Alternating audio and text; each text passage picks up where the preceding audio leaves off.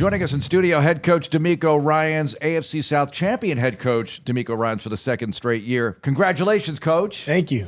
Feels good to say that. AFC South champs is always our goal, is first and foremost to win our division, to have an opportunity to get into the playoffs, and it starts there. So really proud of all of our guys and the effort throughout this entire season of finding a way to put ourselves in position to have an opportunity in the postseason. That's why you do all the training in the off season. So you have the long training camp in the heat, like to just set yourself up to have an opportunity at postseason play, and thankful that we're here now. Coach, were you watching the Colts? Were you just hanging with family, just kind of waiting to hear what was going on? Yeah, I was watching the Colts at home, just watching the Colts with the family, just going back and forth, a lot of different emotions watching that game. And for me, I always go back like, man, you never want to rely on someone else. Sure. Mm-hmm. But it was good to see the Broncos turn it on there at the end and get that win.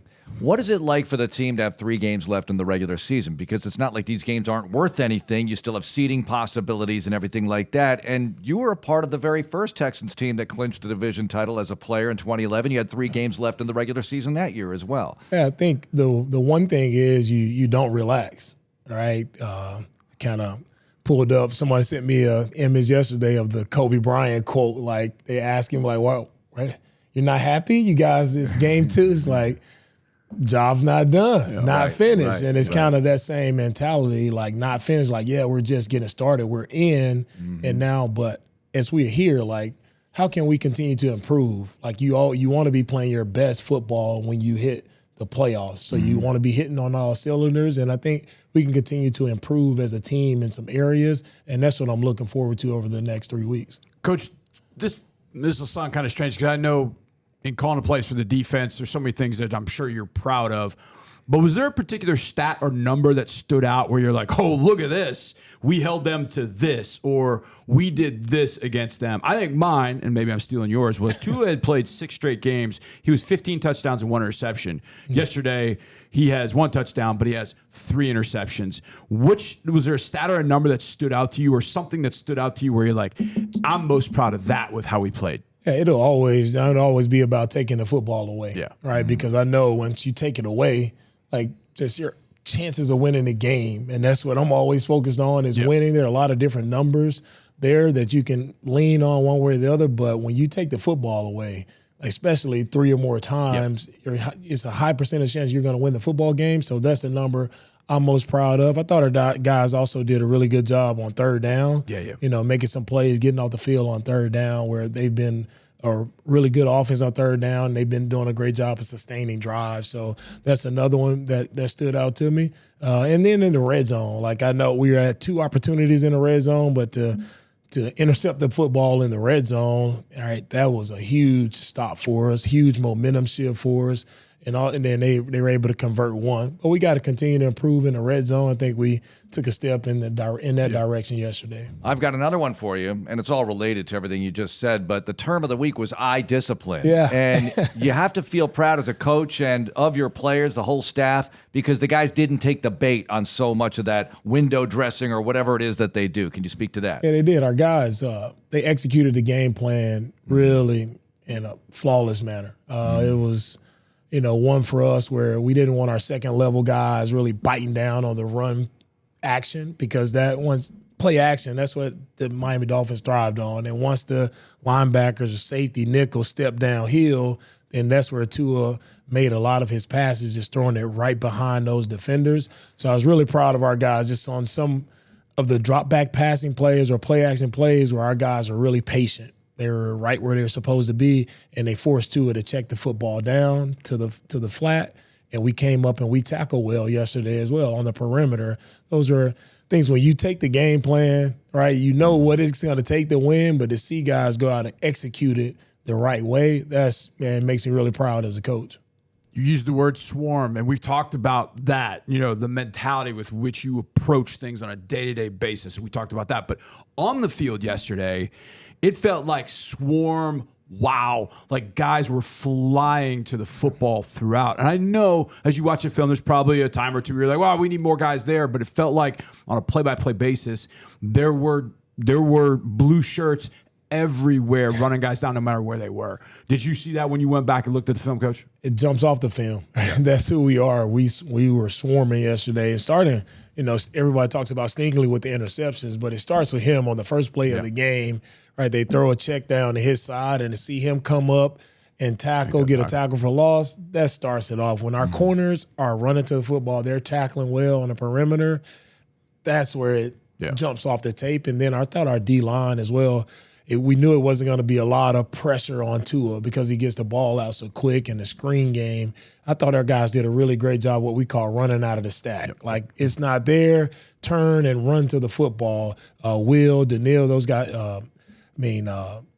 Tommy did a great job on some of the screen plays, just seeing that, not getting blocked, putting the brakes on and just running. Yep. And Tommy made 2 big plays for us to eliminate some plays that could have got out. So I'm really proud of the D-line for their swarm mentality as well. Did you have 9 active defensive linemen yesterday? Yes. And did Rod Wright win a bet and get to have that for his crew, Coach? I mean, how did that work? They want 10 if I can.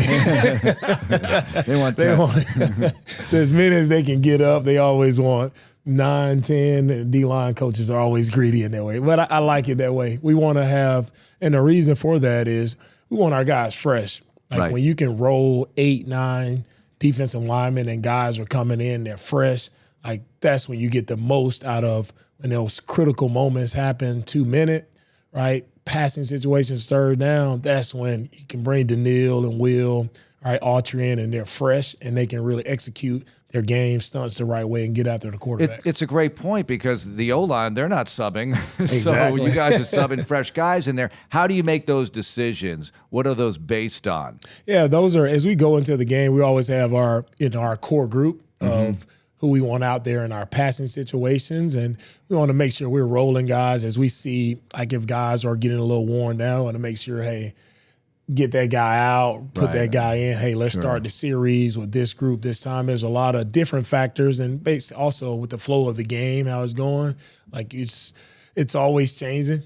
So our D-line coaches, Nate and Rod, they do a really good job of just making sure they have eyes on the guys and are communicating with them on the sideline to see how they're feeling throughout the game. Coach, we talked about this a little bit after the game. I want to go a little bit deeper into it. I think everybody was really excited to see with Christian Harris coming back, seeing him over the weekend, like, oh, he's activated. Okay, great. We're going to see 48. But back of our minds, like, he hasn't played for 330 days. Like, how is this going to go? Did you guys have an idea that he's going to play that many snaps? Or to your point, did it just kind of, that's the way it turned out? He looked like he was in great shape and he was handling things out on the field. Is that kind of the way you went about it with Christian? What'd you think of his play when you watched it on film? Yeah, with Christian, we went in with the idea like, man, we can't let him go and play the entire game because he's been out, for so much time. So, you go in with that, but there's also a feel for the game. Like, are we getting a lot of 3 and outs? Are drives really long? So it's, he's constantly talking to Christian. How are you feeling?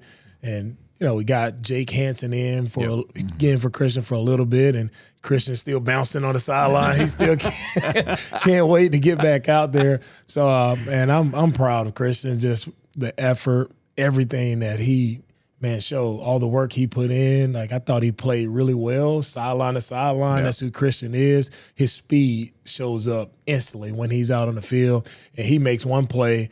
Like, looks like he tackles the guy with one hand, and it's almost a touchdown. It was a touchdown save and tackle, but it just shows his speed, athleticism, his length to be able to, make those like touchdown denying plays because of his athletic ability. And he's going to continue to grow and do more, but man, couldn't be more happy for him. All right, so new offensive line configuration. Blake Fisher starts at right tackle. You got a rookie out there. How did he do? How'd you like the way the line was lined up? Yeah, really liked the way, our offensive line played. Blake got the most snaps he's played, first start, and I thought he did a really good job of handling himself. Did a great job in pass protection.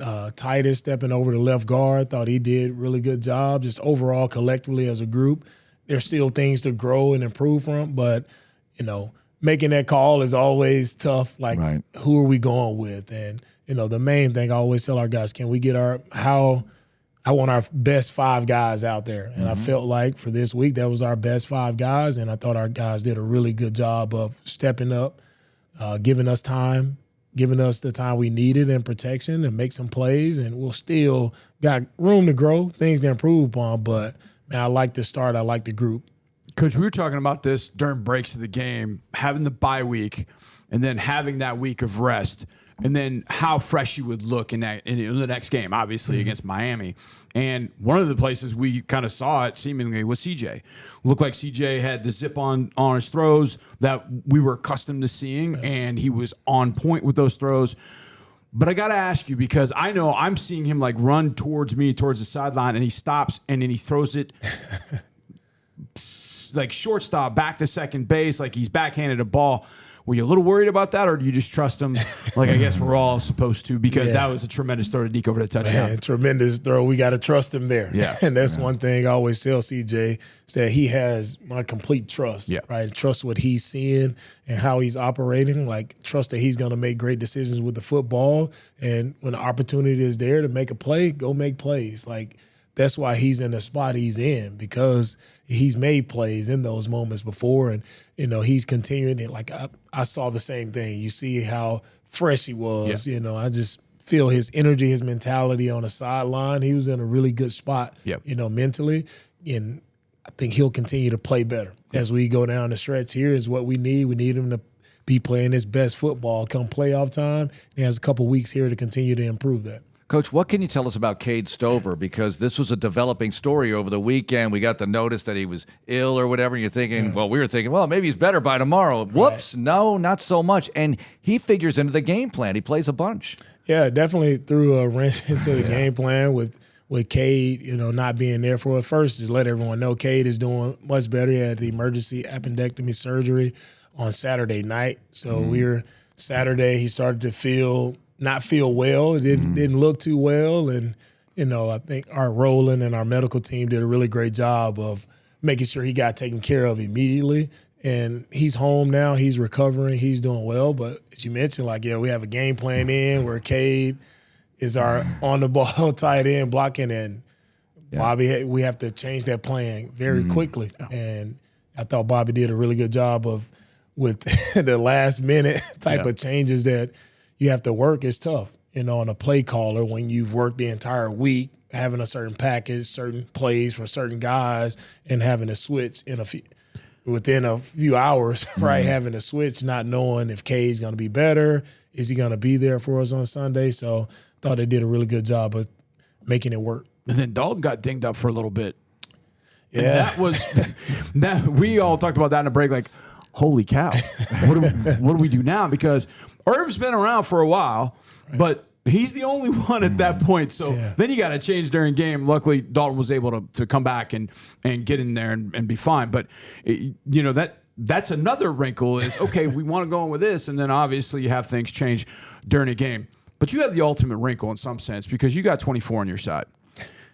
I want to ask you about the 3rd and 5 interception, the one down in the red zone, because when Tyreek goes inside and Sting goes with him, I know as a defense coordinator, you like to disguise things. You like to show maybe one thing and play another.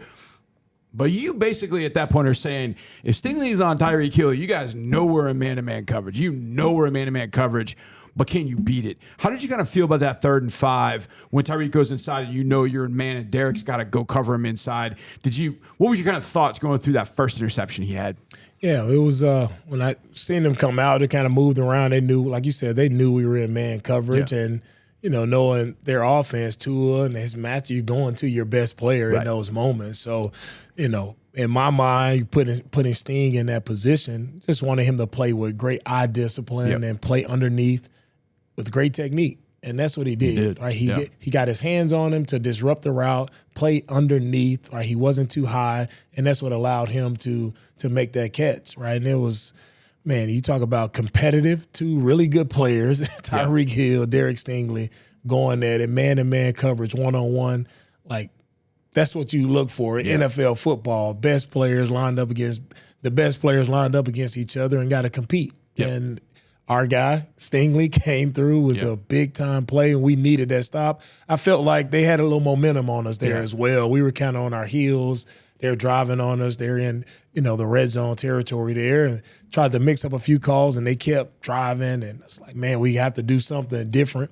Yeah. And we went with man-to-man, let's see if our guys make a play, put them in position to make a play, and our guy did it. You pocket aces and you put them down. It was nice. I like that. Coach, Chiefs up next at Arrowhead Stadium. Very tough place to play, short week, and I know there's a Mahomes injury situation, but we've seen him win a Super Bowl with one ankle, basically, so you never know.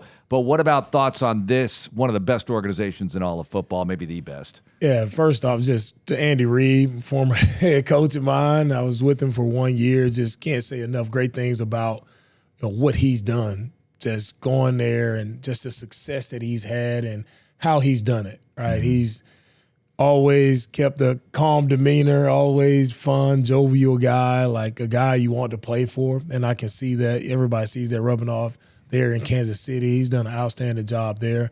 Mahomes, his offense, Kelsey, Worthy, they got, D-Hop now. They got playmakers all over the field. So, of course, we're going to have our work cut out there for us. But, I don't think enough gets talked about with their defense. Their defense is really good. Spagnola's done a great job of leading this unit. They play a lot of different guys, and it hasn't changed over the years. They are a successful defense, and they force you to, be on your P's and Q's when you play them. They're going to make it tough. Chris Jones on the interior D-line, he's always an issue. So we got to find a way to get him blocked.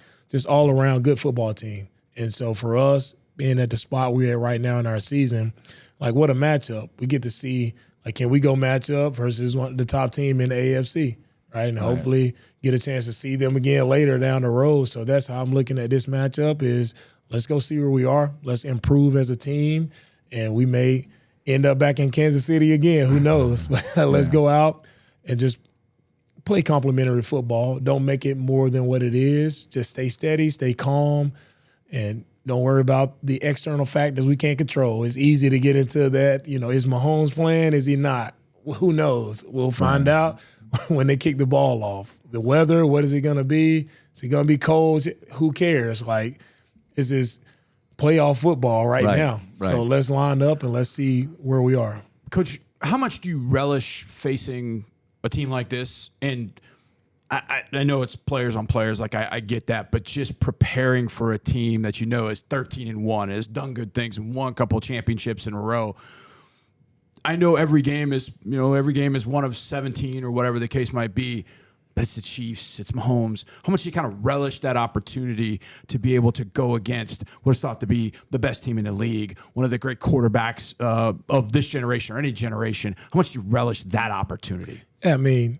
You do, but for me, when you make it bigger and guys feel like they have to go and do something extra or do something different, and I think that's where the Chiefs have really stood out to me. Like they're always steady. They're always calm no matter what situation the game is in. Towards the end of the game, a 2-minute situation, it's like they have this calm and like almost this quiet confidence that no matter how the game goes, like we'll find a way to win. With our special teams, we need to block a kick or do like defense, we need to make a stop. And that's, for me, when you go play them, you have to not get up to play Kansas City. You have to go in with that same approach, like whatever it takes. Everybody just do your job, execute, play football the proper way. When the ball kicks off, it's like, who is the best football team within those 3 hours, 3.5 hours? That's all that matters. It's not about the record. Like, they've been in a lot of tight football games. So, it can be done, but you got to have the mental stamina to do it. Well, this is what you're looking for, right? And this is really what you have, because in each of your first 2 seasons here, you've won a lot of these close games, and your team has that too. Somebody's going to make a play, and somebody did yesterday. For sure. Stingley makes a play there for us, and, in that clutch moment when they have opportunity to drive, and it was, again, him, man coverage, playing the right technique, not overdoing it because you're on Tyreek or not getting too amped up for the situation, just being steady, being calm, playing ball the right way, flip and find it, and you make a big-time interception to end the game. What about the short week, Coach? Because you've had some of these already, the Jets short week and the short week after the Dallas Monday Nighter. So you're used to this in a way. How much does that help as you move forward here? Yeah, it definitely helps, seeing that we've been here before. Last year, we were in the same position. We had to play the Colts on a Saturday after our Sunday game. So, we have our schedule set. We'll still have our normal, 3 days of preparation. Just make sure we take care of the guys. Now will be a earlier day removed from the game, so won't be as strenuous on the guys with tomorrow's practice. Just making sure, we move around a little bit and just make sure we understand the game plan, right? Have a good understanding of first and second down game plan, and then we'll get to work on Wednesday, which is our Thursday. So we'll get to work there. Oh no, he does it to me all the time. This is game week Tuesday, and I'm like, no, you can't do that to me. I can only handle so much. Coach, I asked you yesterday a little bit about the fake punt and the decision that goes with the fake punt and the execution, et cetera.